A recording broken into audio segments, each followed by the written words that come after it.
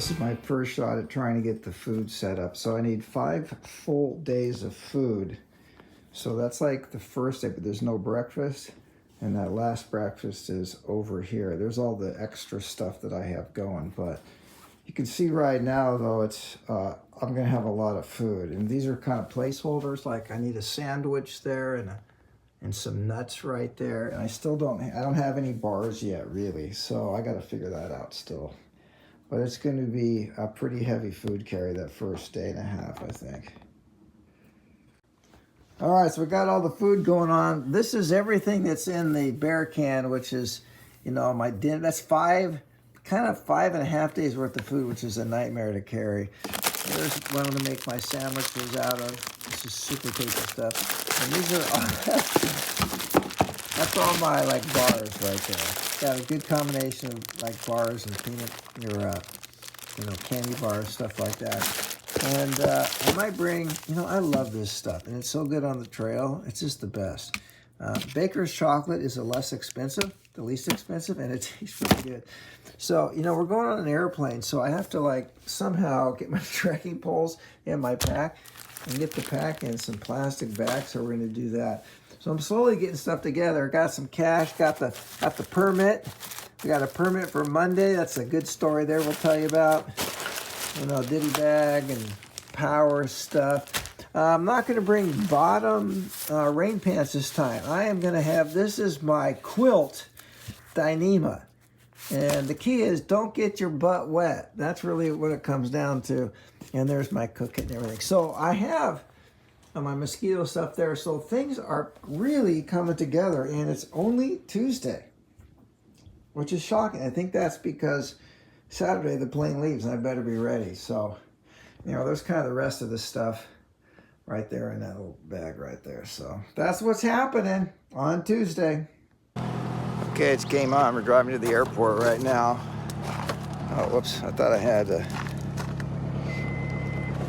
Anyway, so that's kind of where I live. Cool little house. So, got the backpack right here. That's my home for the next month, 3 weeks kind of thing. So with water and full food is just under 30 pounds. So it's not light. So, but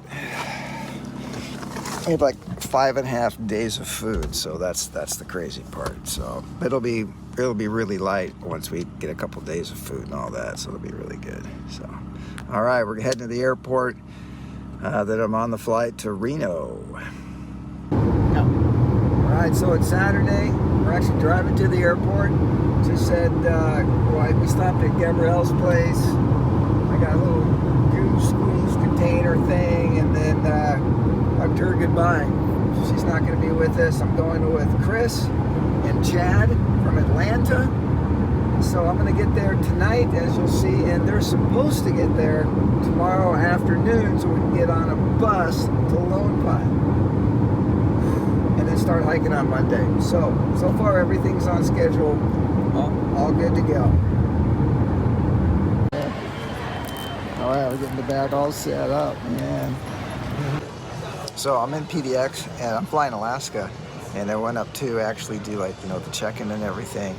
And I asked a guy, hey, can you bag my backpack? He said, oh yeah, no problem.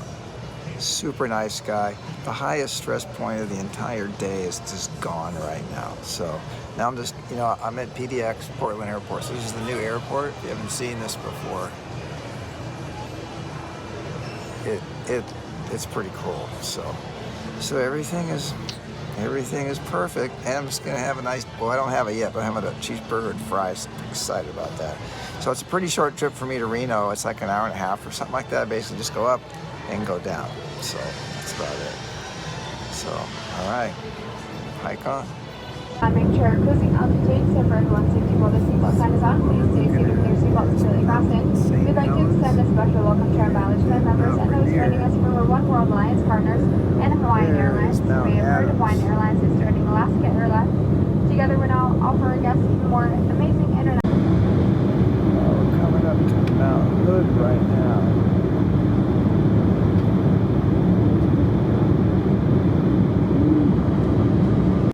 All right. right, so I made it. I'm in Reno. I'm in my hotel room. I'm staying at an A-loft right next to the airport. There's like, it's, I don't know, a half a mile or something like that to there's an REI. And so I'm gonna go pick up the fuel canisters for myself, Chris, and Chad, who are arriving tomorrow. I'll tell you all about that kind of stuff in a little bit. But yeah, I got here, I got my backpack. It's the weirdest thing, you know, I'm walking around and all my stuff in the airport, people are like looking at me, you know. This is bizarre. I did check my bag though. I didn't want to, it was too full to actually just to do as a carry-on. Anyway, so I made it, so everything is good. Now I just got to find REI. They're open till 7, so I'm good there. And then I'll figure out what to do about dinner. So there's a Denny's, or I eat here tonight, I'm not sure yet. But everything's good. First time ever. I went to REI to get some fuel canisters. They were out. 0 of the small fuel canisters. Luckily, awesome employee told me a place I could just walk to. I could probably get some. So we're gonna try that. Either that or we're gonna have to carry big ones. That would really suck. So here we go. All right, so here's the story. Already drama, right?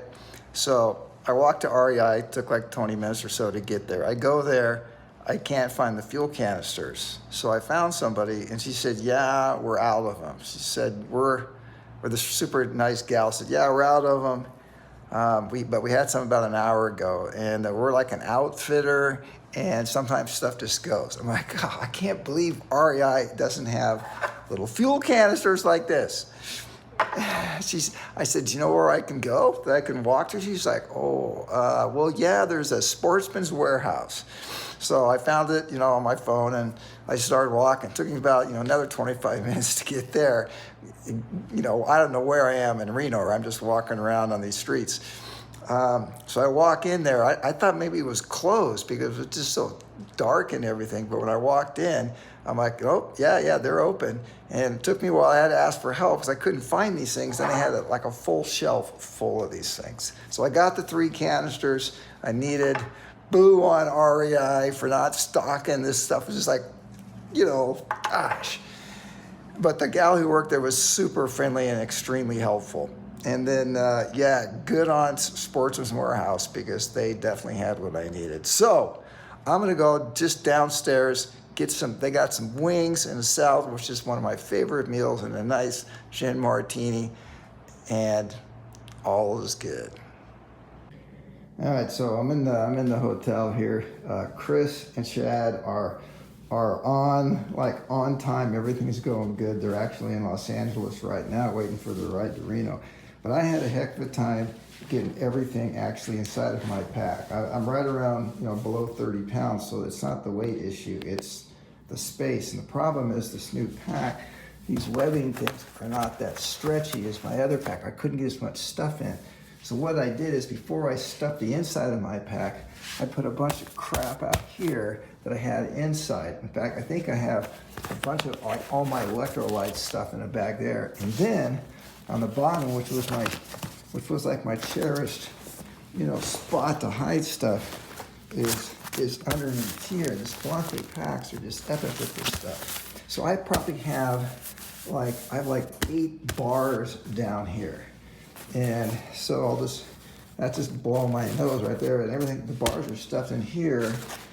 And what I'm going to do is I put my Garmin here. I'm going to put my phone here. It fits perfectly in this pocket. Usually I put my phone down there, but I can't do that with all the crap. Oh, by the way, that's the hip belt right there that's hidden. I don't use a hip belt usually. So, see, pack's not that bad. I mean, it's just like, it's good. So everything fits in there really nice. I actually made some extender straps here because it was so full, because I'm gonna have my pads gonna be on the top like this when we get going and everything, which I don't like, but it's kind of the way it is. So anyways, I feel much better about the setup. Text and chat are texting me right now, so we are in communication. All is really good. And as you might expect, this is Reno in the summer right here. And there's some big ski areas up there. You can't see it. It might actually be behind the hotel, or it could actually be the mountain. I forget right now. The sun's just not right for me to see it, but I could see massive ski areas up there yesterday when I was doing my fun little walk looking for the fuel. So all's good. So I'm back in the airport here. Chris and Chad will be here in about an hour. But I just saw this poster. This is Mount Rose. That's what we saw from the Tahoe Rim Trail, and I can actually see that from my room. Of course, it's not snow right now, thankfully. All right, they're here. That's Chris. That's Chad. I didn't recognize them. They walked right by me. You guys ready? All right, actually, it's a video here. So that's Chad in the middle. We got Chris. Of course, that's me, man. All right, so we just got on the bus. It's not like a big epic bus, but we all have a window seat. That's why there's nobody next to me at the moment right here. So it should be a pretty fun trip, though. It's going to be a long trip, 6 hours in this bus. Although we are going to switch buses in Bishop, the driver said. So there's no charging ports for the phone, so that's too bad. But I think we'll be fine. All right, so we've been in in there for like 2 hours now. There's our bus right there. It's not the luxury bus that I thought we were going to have, like the Yart or whatever that's called, that will take from Yosemite. So it's a little bouncier. But yeah, we're in Bridgeport. We have a few more hours to go. We got a 10-minute bathroom break. He took a count to make sure everybody's getting back on. So I just met this couple. They're getting off. I said, well, where are you guys going? They're going to do the Sierra High route, which me and Gabrielle are planning on doing next summer for sure. So I was like, wow, he had all this maps printed out and everything. It was super hardcore. So anyway, so we're doing really good. It's a beautiful day. Everybody just got a glimpse of the Sierras, and it just brings it into reality, like just how gnarly these mountains actually are. So really good. Having a great time here. We're getting toward Lake area. We're past Lee Viney. The mountains are starting to get a little closer and more menacing.